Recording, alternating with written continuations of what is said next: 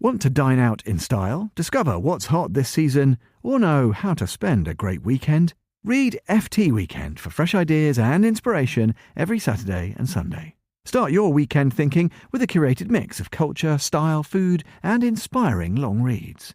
Enjoy the best Financial Times news journalism, then tuck into lunch with the FT and HTSI. Check out the best deep dives on the arts, travel, wine, homes, and more. Pick up a copy or read more at ft.com.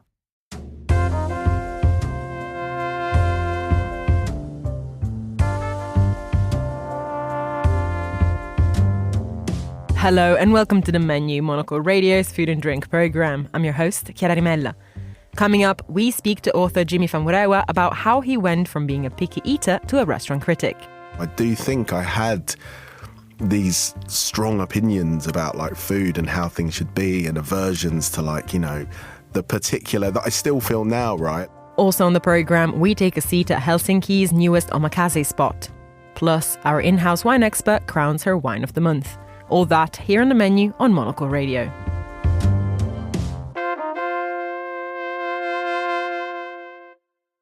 The assumption with restaurant critics, or people passionate about eating, is that they've always been very adventurous around food. But growing up, that wasn't the case for acclaimed food writer Jimi Famurewa. Nowadays, he's famous for his reviews in the British press, but as a child, he had an aversion to vegetables, mash, and plenty more.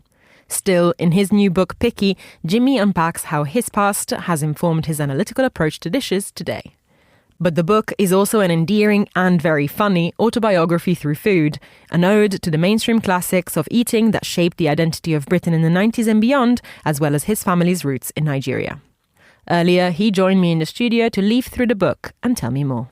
My question to you, I guess, to begin with, is does your past as a picky eater help or hinder the restaurant critic career that happened afterwards? Yeah, I think it helps it, I without hesitation. And I think people are always kind of quite surprised about it. And there's a mystery and there's a kind of confusion there, right? Like it sounds really unlikely. And that was kind of the engine of the book, and the central journey or arc is how I go from being this kid, right, who just hates all fresh vegetables, can't even be in the same room as someone like peeling a banana or eating a particularly ripe mango messily or whatever, and just had these real hang-ups around a lot of food. But I think what I say in the book, which I've really felt, and a lot of people have spoken about this, is as a child especially, you're so powerless. You don't necessarily always have agency over what you are eating, and that was definitely the case for me. And so I do think I had these strong opinions about like food and how things should be, and aversions to the particular that I still feel now, right? Like particular sensitivities to like the way something's sliced or the way something's presented, right? But when I was a kid, that manifested as like, I'm just going to stick with these kind of like very safe things that are being marketed to me on telly that kind of, are covered in neon orange breadcrumb or come straight from a freezer.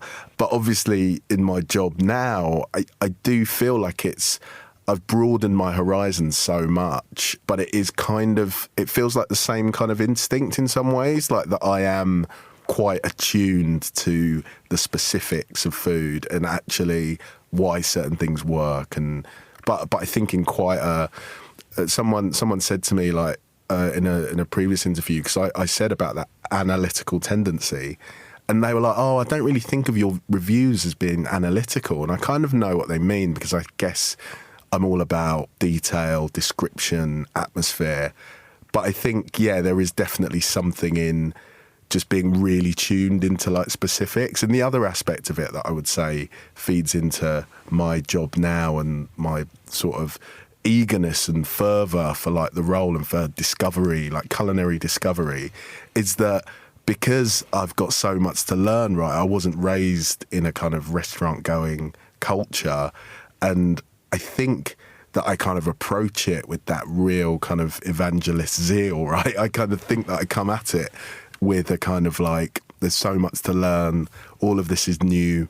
I haven't got that many sort of hang-ups around kind of like, oh, this is, the traditional way to do it. So I think both of those have kind of, I think there is a link between that youthful pickiness and the pickiness that is kind of part of my profession.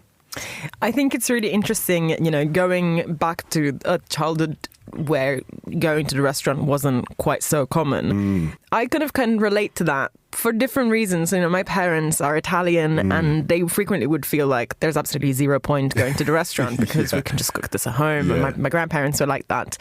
So I wonder how much that still impacts your expectations of what a restaurant needs to do, and how much your love of what a restaurant does was shaped by that expectation that things need to be quite extraordinary in order to be appreciated, or whether you sort of outgrew that really quickly. Yeah, that was definitely the feeling of like my elders and my mum especially, and I write in the book, but it was interesting the things that she really prized and sort of projected a kind of glamour on, and it tended to be things that were outside her wheelhouse of the really exceptional home-cooked, like soulful, some West African, but mostly just really hearty home-cooked food that she could do. So it tended to be, things that you can only do in a professional kitchen, right? So it was like amazing fish and chips, like she really loved that. Or it was, going to like TGI Fridays, or a particularly good steakhouse, or like, she, like,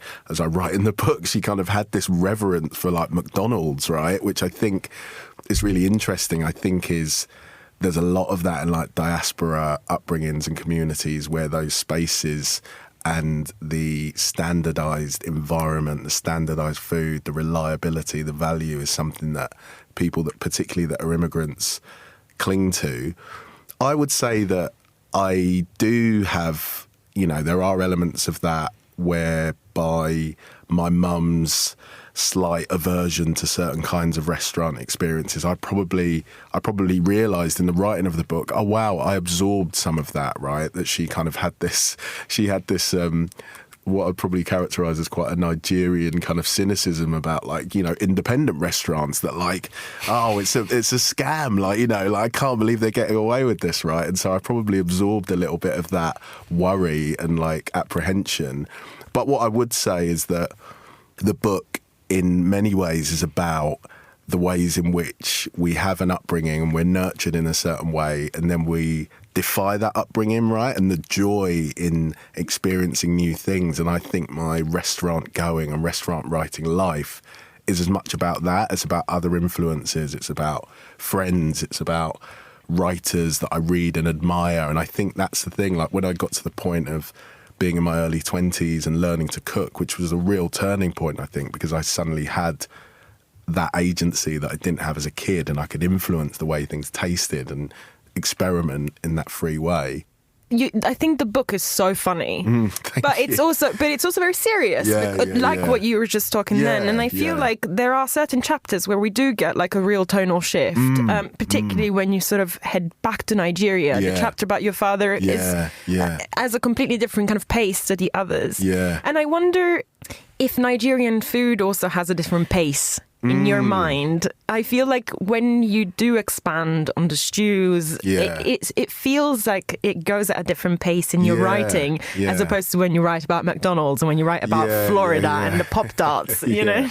Yeah, and I guess that's also to do with like agency. And as I write in the book, the framework of the book is these 3 Lagos set chapters, right, that are adult returns to Nigeria, and the context around them, particularly in relation to a sort of brief reunion with my dad, who hadn't been a fixture in our lives and like basically lived a separate life, like lived away from us for a long time. And the kind of the grief, coming to terms with that was a big part of what I felt I had to write about in relation to this book. And it was intertwined with food. It was linked to memories of the Toblerone chocolate that he used to bring back for us, and kind of how I still feel like I don't ever buy Toblerone because I feel like it's a kind of totem of like parental abandonment in quite a grand way.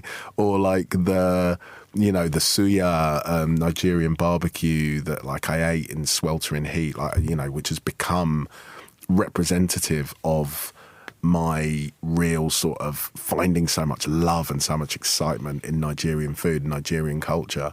But I think you are right. I think there's something in like food in Nigeria is important, but I don't think it's this, in my experience of it anyway, is that it's not intellectualized, right? It's not something that you talk about loads. Like, there might be a comment and there's real meticulousness and there's real complexity, and there's doing, in Nigerian stews, like the number of ingredients, the number of processes.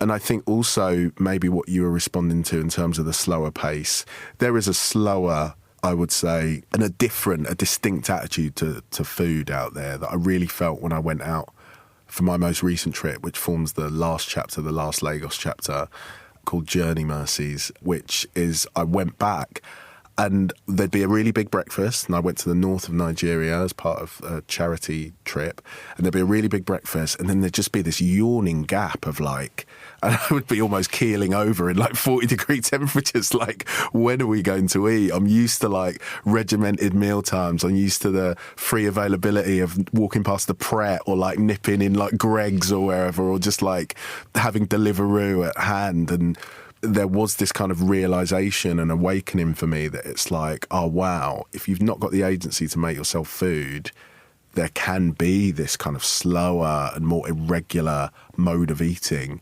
which is like, can feel like quite feast and famine in a weird way. That was Jimi Famurewa speaking to me at Midori House. This is the menu. Next, we head to Helsinki, where some of Finland's most celebrated restaurateurs have launched a new 15-seat restaurant focused on the very best of Japanese cuisine.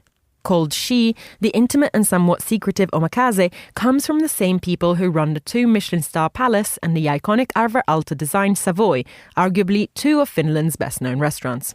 Monocle's Helsinki correspondent Petri Burtsov met up with She's partner and head chef Nadim Nasser to find out more about why they chose this nation's cuisine for this opening.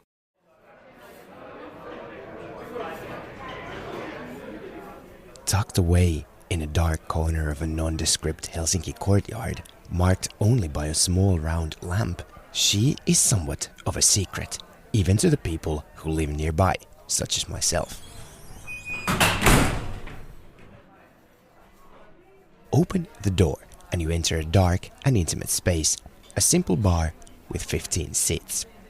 The name She indicates silence and secrecy in Japanese, and being secluded and hidden, it turns out, is all part of the plan, as the head chef and partner Nadim Nasser explains. In many places in Asia, like omakase, they're a bit hidden. You have to go through the trash alley, the fire steps up, and then somebody opens your door, and then you find the place. Well, we're not that hidden. Inner yard, just have to go through the gate, but still like a little bit. Nasser, or Nadi, as people in Helsinki know him as, has always dreamed of opening his own Japanese restaurant, ever since he took his first bite of sushi as a 19-year-old. He then worked his way up in various French-style and Asian kitchens, the best known of which is Stockholm's Michelin-starred Sushi Show, considered by many to be one of the best Japanese restaurants in Europe. What is it about this intimate omakase-style place in particular? You said that you've always wanted to open a place like this. What do you love about this style? I mean, I guess it's being with the customers, so it's so intimate, and you can create that like certain kind of like mystique to it and feeling. Also, the serving the food just when it's ready and seeing people reactions and talk with them, and because basically the whole concept is the big part is to interact with your guests. The idea with She, which opened in May, is to introduce the people of Helsinki, where inauthentic and dull sushi buffets are omnipresent, to a more ambitious Japanese cooking. The other people behind She, in addition to Nasser, run the city's most famous restaurants, the 2 Michelin-star Palace and the iconic Alvar Aalto designed Savoy, which, together with the opening, shrouded in secrecy, has created very high expectations. Okay, let's next talk about your food, and maybe just sort of walk us through the process of putting together your daily. Is it an 11-course tasting menu that you have? Yes, 11. So this like omakase, what we do reflects from a kaiseki kitchen. So kaiseki kitchen, you have like a different kinds of methods how you cook your food. So you have always something raw, pickled, steamed, grilled, deep fried, and so on. So the menu is basically based on that. So 3 cold dishes in the beginning, then tempura, grilled fish, shawanmushi, which is a Japanese egg custard. There's that red line in the menu, so it's a few things that never change in a way that you always have the shawan, sashimi, grilled fish, noritako, and the sushi. What changes is the ingredients by the seasons, so the proteins and the sides and so on. She's menu is fish focused, and next it was time to sample some of the fish on offer. The fresh wasabi, and I'm doing our sashimi plates for you to try. So we have always like 3 different kinds of fishes on the plate. So and also we have the dry aging fridge that we do for all of the fishes, and it depends on the fish, but like from 2 to 3 days to 7-8 days about. It depends on the water content on the fish, because we wanted to get like dry as possible, and so like example like Scottish salmon about 7 days is a good time. Then let's say hamachi or red golden eye snapper only needs like 3-4 days. And only thing is plain here is the hamachi, and the Scottish salmon is cured with the katsubushi, so a smoked dried bonito flake.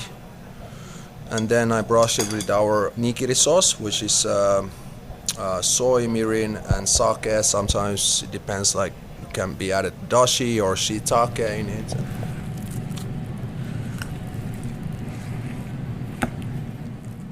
She's wine list is curated by Aleksi Mehtonen, one of Finland's top sommeliers, and the restaurant also offers a well-thought-out sake pairing to its 11-course menu. Yeah, so we have a 4 sake pairing. So we do like 1 sake to 2 or 3 dishes, and obviously they're all like different kinds of sakes on the pairing package. But like the menu starts with the fresh raw dishes.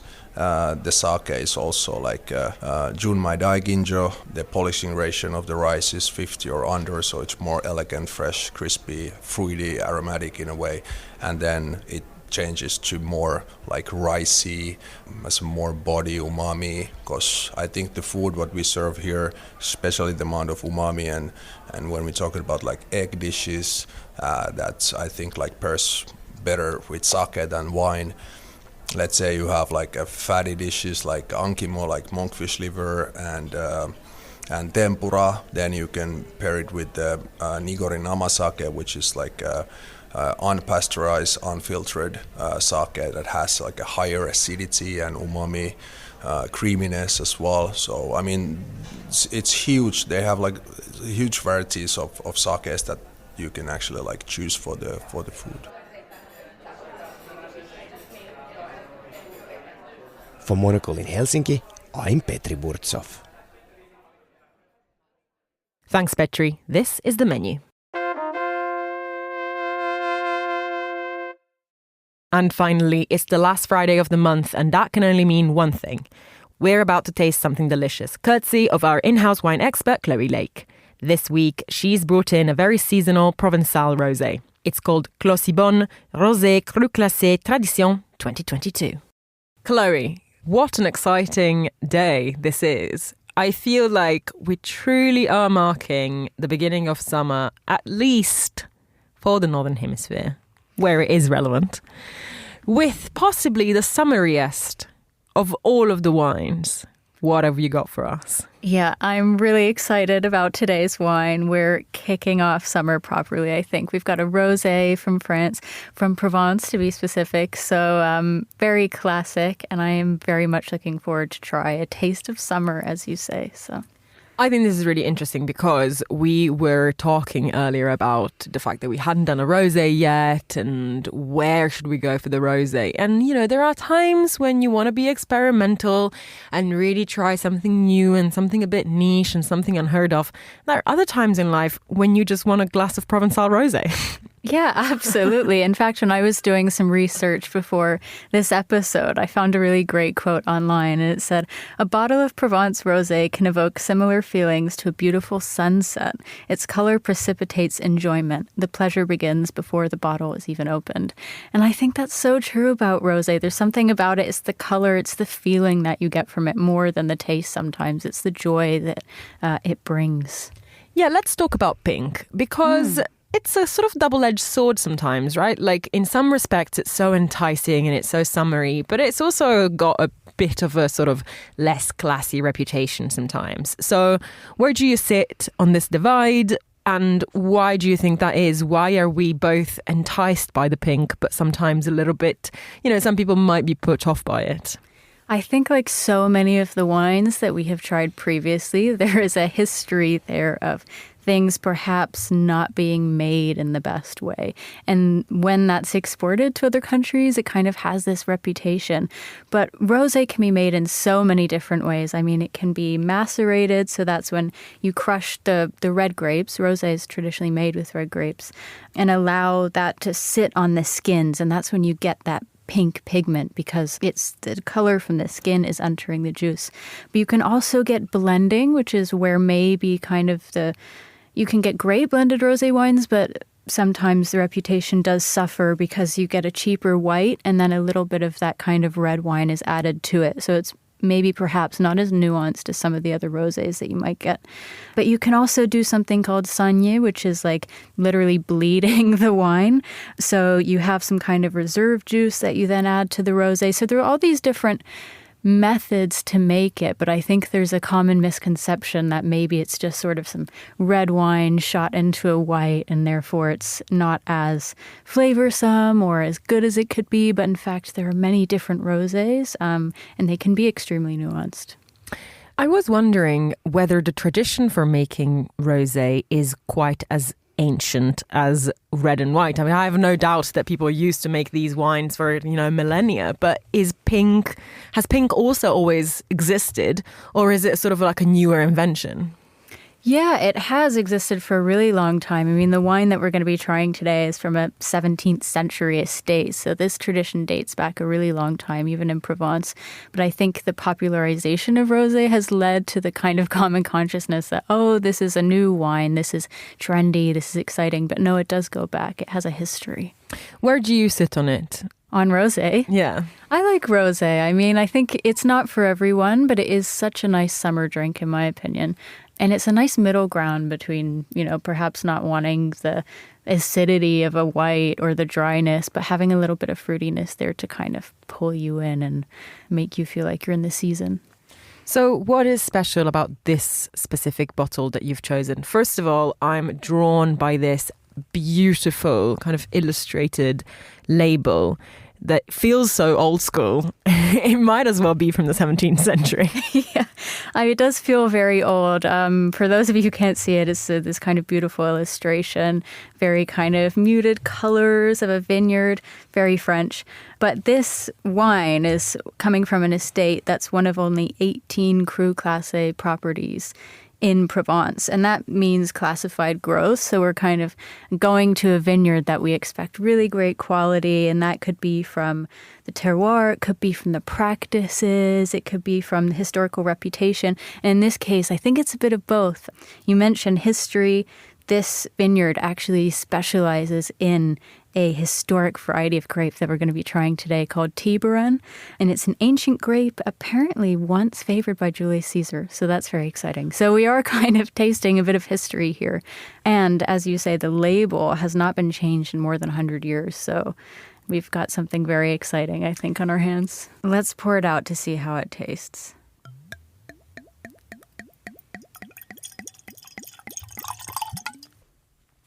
This is very nice. It's pink, but it has a sort of orangey almost kind of undertone, doesn't it? Yeah, that is from the grapes. So they have really thick skins, unlike some of the other varieties that perhaps you would expect. So it really imparts this kind of more golden color to the wine as opposed to pink. And on the nose, I'm going to go out on a limb here, apple. Yeah, apple. I can get that. It smells a little buttery to me too. I'm going to say yes. Yeah. Definitely. I got that too. Yeah, buttery and kind of almost like a hint of sweetness, like honey. I don't know if you're sensing that, but maybe that's kind of from the apple-y scent as well, that almost sugared. Definitely the apple-y scent. In all seriousness though, it's a very floral, fruity, delightful smell. I wonder whether it's going to keep this sort of slight sweetness on the palate or if it's going to veer drier. I think it will. So the grape variety that we were talking about before, which I actually haven't had, and I'm super excited to try it today, is known for being fruity and kind of spicy and warm. So I'm really expecting it to be very floral and open up when we have it. Well, let's premiere it then. Let's. Wow, that's amazing. That truly is sensational and so surprising. Yeah, that is so nice. Oh my God. Anyone who's listening, please go buy a bottle. That's delicious. Yeah, wow. That is exactly what I was hoping for, really. It's not too sweet, but it's dry enough. It has the kind of classic characteristics of a Provençal rosé. Very floral, really nice. Yeah, and it really lingers as well, doesn't it? Like I can still feel it on my tongue. Like it's really tingling on the sides of my tongue. Yeah. It's really stayed in the palate, which is amazing. It really isn't. It's quite complex. It's not just your satisfying kind of very, very cold glass on a lovely afternoon, but there is like so many layers to it, which is beautiful because it is proof that a rosé doesn't need to be just sort of flippant little drink, but it can be something truly of beauty. Absolutely. I can kind of feel it unfolding on the back of my throat as we speak. Like it's still there. It's very warm. That'll be from the higher alcohol content kind of warming as it goes down. But yeah, so good. I honestly could not have been more pleasantly surprised. I knew that I was going to like it, but I didn't quite realize how amazing it would be. So I reckon we should cheers to that. Definitely. Cheers. And that's all for this edition of The Menu. Remember that we are back with a new episode again on Friday at 2000 London time. That's a midday in San Francisco. Also, don't forget to tune into our spin-off show Food Neighborhoods for a tour of some of the world's tastiest destinations. I am Chiara Rimella. This program was produced by Monica Lillis and our sound engineer was Flynn Simons. Thanks for listening and until next week.